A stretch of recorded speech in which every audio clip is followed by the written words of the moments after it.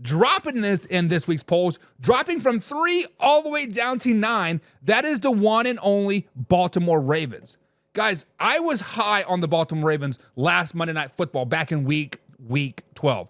When they went into LA and they beat the Chargers on Monday Night Football just 2 weeks ago, I was like, okay, this team is a real deal, right? They battled all game long. They battled through a little bit of adversity, and they held a 10-point lead going into the fourth quarter. I was like, okay, here we go. But then they played the Eagles. Now, the Eagles are a very, very good team. I had them number 1 in my power rankings last week. The Eagles are a very, very good team.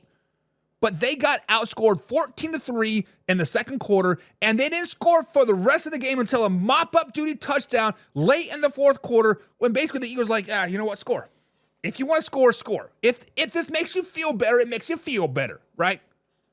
Let's just be honest. The Eagles dominated the Ravens on week 13. It was a 24-19 score. And many other Ravens fans will be, it's 24-19, whatever. No, the truth is it was 24-12. A late touchdown means nothing. The Ravens are not playing football right now. It is what it is. They're not playing good football right now. Justin Tucker, a 500 kicker the last 3 games. It has cost him 2 games already. If the playoffs were to start and if it was a 2-point game, if I'm the Baltimore Ravens and I'm inside the 40, I might go for it. I don't have any faith in my kicker whatsoever. And honestly, if you take away Justin Tucker's name from the kicking stat the last 3, 4, 5 weeks, that kicker would have been cut. Let's call a spade. He would have been cut. See ya. They would have been signing the Green Bay Packers kicker for like the 5th time, Carlson or whatever the hell his name is, right? The truth of the matter is the Baltimore Ravens guys are not playing good football right now. They are my biggest follower from from number 3 from last week all the way down to number 9. And honestly, I debated about even dropping them outside of the top 10. Because if you look at it, the last 6 games, they're a 500 team. After that 5-game winning streak over the Cowboys, Bills, Bengals, Commanders, and Buccaneers, then they dropped to the Browns at Cleveland. They've been a 500 team since then. Is a 500 team a top 10 team? To me personally, no, they're not.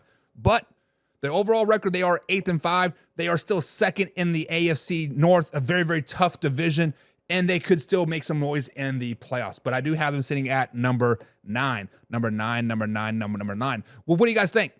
Josh says, I agree with you that it's a fluid power rankings. And Josh, you are correct. This is a very fluid power ranking. This is not of what they've done. My power rankings are not of what they've done. Is what I think they're going to do. How do I think they're going to do going into week 14, 15, 16, etc. Right? And right now, I think the Ravens are just a bad team. It is what it is. John says Justin Tucker cost me. He's on my fantasy team. Listen, those 9 points, John, go a long way in real life and in fantasy. We got to call a spade a spade. We got to call a spade at the end of the day. Laura says Ravens can be anywhere. I think the Ravens have hit a slump. Their team isn't meshing. Correct. Something is off. Lamar Jackson's mom is saying, run the ball, baby. They are not good. They're not good. And I thought I said the AFC South. I may have said the AFC North. I may have said the NFC North. My fault. The Ravens are in the AFC North. If I said that, sometimes my tongue stinks faster than my mouth.